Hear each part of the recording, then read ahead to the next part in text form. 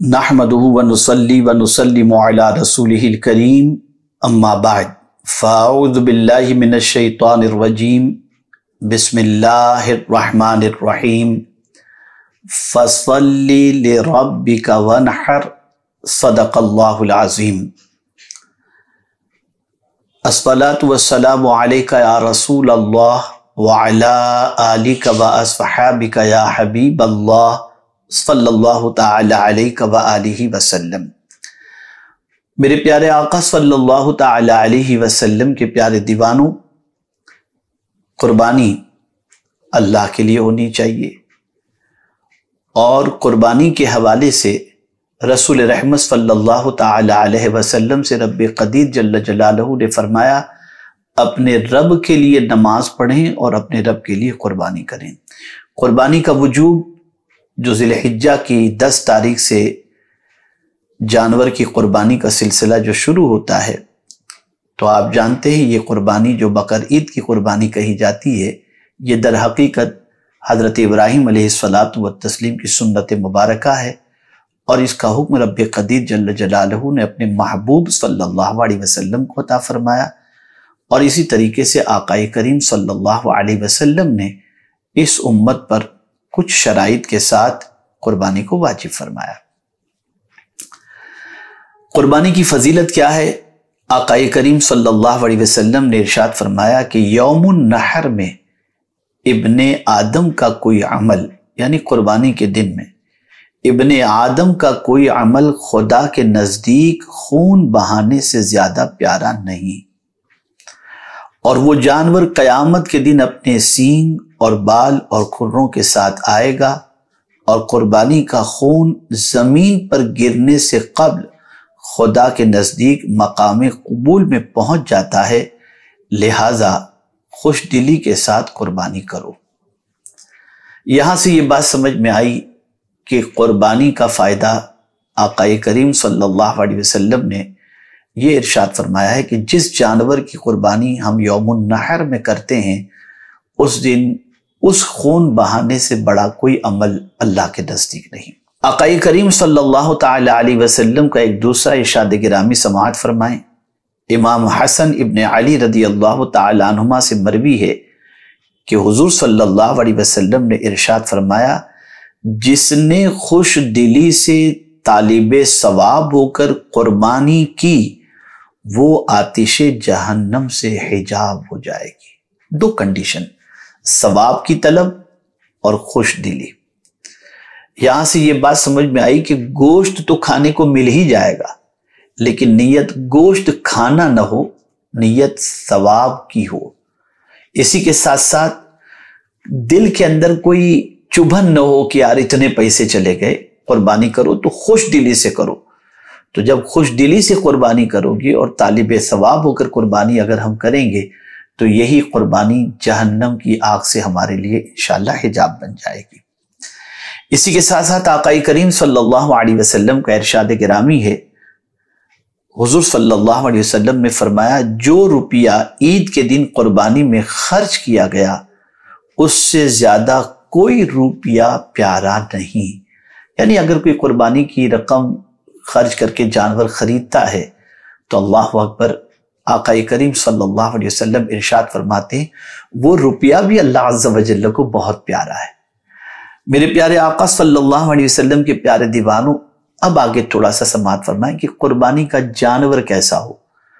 आप यकीनन अहकाम कुर्बानी जो सीरीज है सुन्नी दावत इस्लामी के चैनल पर, अल्हम्दुलिल्लाह उसके अंदर सारी चीजें आपको इंशाअल्लाह लज़ीम हमारे मुफ्तियान किराम और उलमाए किराम ने बताई होंगी और आप सुने होंगे।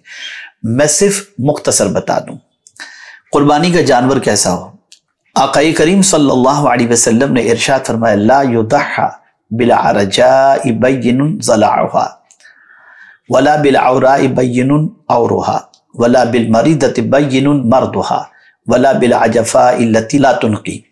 नबी अकरम सल्लल्लाहु अलैहि वसल्लम ने फरमाया, ऐसे लंगड़े जानवर की कुर्बानी न की जाए जिसका लंगड़ापन वाज़े हो, न ऐसे अंधे जानवर की जिसका अंधापन वाज़े हो, न ऐसे बीमार जानवर की जिसकी बीमारी वाज़े हो, اور نہ ایسے لاغر و کمزور جانور کی قربانی کی جائے جس کی ہڈی میں گودا نہ ہو۔ ترمذی شریف کے اندر یہ حدیث مبارکہ موجود ہے۔ اس کے علاوہ بحر شریعت میں حضور صدر الشریعہ علیہ الرحمہ نے اور قانون شریعت کے اندر بھی اس کی تفصیلات موجود ہیں، کتنا ٹوٹا ہو تو نہیں ہو سکتا، کتنا نہ ہو تو ہو سکتا ہے، یہ ساری تفصیلات ہیں، اس کو آپ احکام قربانی میں سماعت فرمائیں۔ میں نے یہ عیب دار جانوروں کی قربانی کے حوالے سے آج کچھ بتانے کی جو کوشش کی اور نیت کی، اس کی وجہ میں آپ کو بتاؤں۔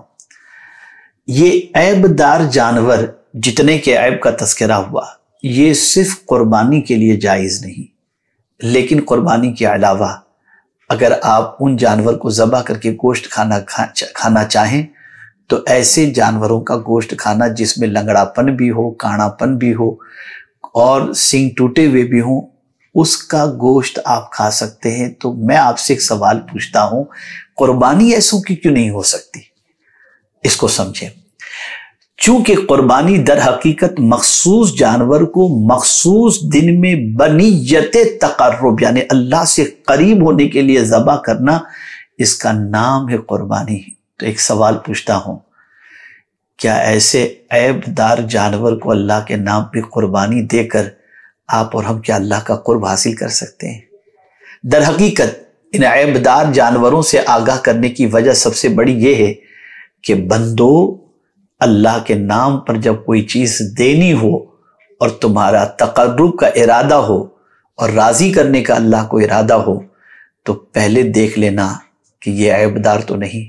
اب میں آپ سے سوال پوچھتا ہوں، اے رسول اعظم صلی اللہ علیہ وسلم کے دیوانوں، جو کھانا ہم پسند نہیں کرتے وہ اللہ کے نام پہ غریبوں کو دیتے ہیں، جو کپڑا ہم پسند نہیں کرتے وہ اللہ کے نام پہ غریبوں کو دیتے ہیں، جو چیزیں ہم اپنے لیے پسند نہیں کرتے اسے اللہ کے نام پر دے کر ہم یہ سوچتے ہیں کہ اللہ کا قرب حاصل ہو جائے گا، اللہ کی خوشنودی حاصل ہو جائے گی۔ آپ سوچیں، یہ قیود قربانی کے جانور کی یہ اس بات کی طرف اشارہ ہے کہ جب بھی اللہ کے نام پر کوئی چیز دینی ہو تو وہ اچھی چیز دیا کرو، بہترین چیز دیا کرو۔ اسی کو قرآن مقدس میں رب قدیر نے فرمایا، لن تنالوا البر حتى تنفقوا مما تحبون، ہرگز تم نیکی کو نہیں پہنچ سکو گے جب تک کہ اپنی پسندیدہ اور محبوب چیز اللہ کے نام پر نہ دو۔ یہ قربانی کے جانور کے حوالے سے یہ قید ہمیں بتا رہی ہے اور ہمیں فکر دے رہی ہے کہ صرف جانور ہی کو مخصوص دنوں کے اندر جو تم قربان کرتے ہو اسی میں صرف عیب دے کر اللہ کے نام پر قربان کرنے سے نہ بچو۔ جب بھی تمہیں کچھ اللہ کے نام پر دینا ہو تو دیکھ لیا کرو کہ اس میں کوئی عیب تو نہیں ہے۔ مجھے ام المؤمنین حضرت عائشہ صدیقہ رضی اللہ تعالیٰ عنہ کا ایک ارشاد یاد آ رہا ہے، اللہ اکبر۔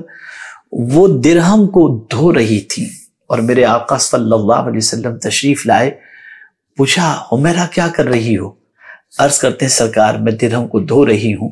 سرکار صلی اللہ علیہ وسلم نے فرمایا، کیا وجہ اس کی؟ کہا، حضور ابھی کوئی سائل آئے گا اور میں اللہ کے نام پہ اس کو صدقہ کروں گی۔ تو آپ ہی نے فرمایا ہے کہ سائل کے ہاتھ میں صدقے کے پہنچنے سے پہلے وہ اللہ کے دست قدرت میں پہنچ جاتا ہے، تو میں دھو رہی ہوں تاکہ میرے مولا کے دست قدرت کے اندر جب یہ صدقہ پہنچے تو مولا راضی ہو جائے، اسے صاف کر رہی ہوں۔